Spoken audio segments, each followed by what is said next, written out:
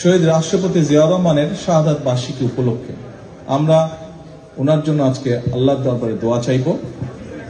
আমরা আজকের এই দিনটিকে উপলক্ষ করে শুধু শহীদ রাষ্ট্রপতি জিয়াউর রহমানই নয়, শহীদ রাষ্ট্রপতি জিয়াউর রহমান যেমন বাংলাদেশে বহুদলীয় গণতন্ত্র প্রতিষ্ঠিত করেছিলেন, ঠিক একইভাবে পরবর্তীতে বিভিন্ন সময় বিভিন্ন ষড়যন্ত্রের কারণে বাংলাদেশের গণতন্ত্রের গতিকে প্রতিরোধ করা হয়েছে।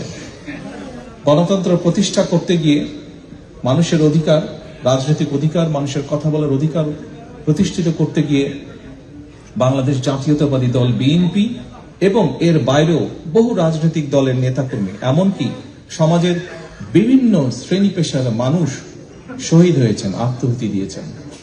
বহু হাজারো লক্ষ মানুষ বিভিন্নভাবে ক্ষতিগ্রস্ত হয়েছেন, পঙ্গুত্ব বরণ করেছেন। বিশেষ করে বেশি দিন আগের ঘটনা, 1 বছরও হয়নি, বেশি দিন আগের ঘটনা নয়।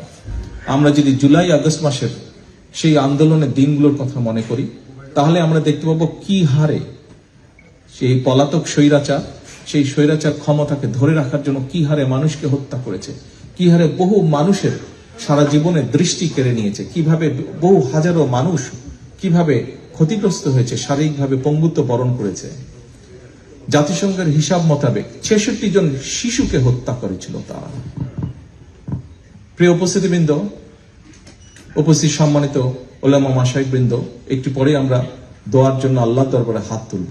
আমি আপনাদের কাছে আজকে সকলকে অনুরোধ করব, শহীদ রাষ্ট্রপতি জিয়াউর রহমানের শাহাদাত বার্ষিকী উপলক্ষে আমরা যেমন তার জন্য দোয়া চাইব, আমরা বাংলাদেশের গণতন্ত্রকে প্রতিষ্ঠিত করার জন্য, এই দেশকে স্বাধীন করার জন্য যেখানে যত মানুষ আত্মহত্যা দিয়েছেন জীবন, যেখানে যত মানুষ বিভিন্নভাবে ক্ষতিগ্রস্ত হয়েছেন, প্রত্যেকের জন্য আমরা আল্লাহর দরবারে দোয়া চাইব। এখানে আমরা বহু মানুষ উপস্থিত আছি যাদের আপনজন, বিভিন্ন জন আপনজনকে আমরা হারিয়েছি, বিভিন্ন জন হারিয়েছে আপনজনকে, যারা এই মুহূর্তে আমাদের সাথে নেই, এই দুনিয়াতে নেই। আমরা সেই মানুষগুলোর জন্য আমরা আল্লাহর দরবারে দোয়া চাইব। প্রিয় উপস্থিতিবৃন্দ, সম্মানিত অতিথিবৃন্দ, আমরা আরেকটি বিষয়ে আল্লাহর কাছে দোয়া চাইব, আল্লাহর রহমত চাইব আজকের এই দিনে। যে মানুষগুলো গণতন্ত্রকে, মানুষের অধিকারকে প্রতিষ্ঠিত করার জন্য তাদের জীবনকে আত্মাহুতি দিয়েছেন, আমরা যাতে তাদের সেই আকাঙ্ক্ষাকে পূরণ করতে পারি, আমরা যারা বেঁচে আছি, আমরা আগামী দিনে যাতে বাংলাদেশের মানুষের প্রত্যাশিত যে বাংলাদেশ, সেই বাংলাদেশকে যাতে আমরা গড়ে তুলতে পারি। যে মানুষগুলো আমাদেরকে ছেড়ে চলে গিয়েছেন, তাদের প্রত্যাশা অনুযায়ী যাতে বাংলাদেশকে গড়ে তুলতে পারি, সেই রহমত যাতে আল্লাহ আমাদেরকে দেন, আমরা আল্লাহর দরবারে হাত তুলে সেই দোয়া। আবারও আমি সকলকে এখানে উপস্থিত হওয়ার জন্য, শহীদ রাষ্ট্রপতি জিয়াউর রহমানকে তার সন্তান হিসেবে আজকে এখানে উপস্থিত হয়ে তার সন্তান হিসেবে আপনাদের সকলকে ধন্যবাদ জানাতে চাই, তার জন্য দোয়া করার জন্য।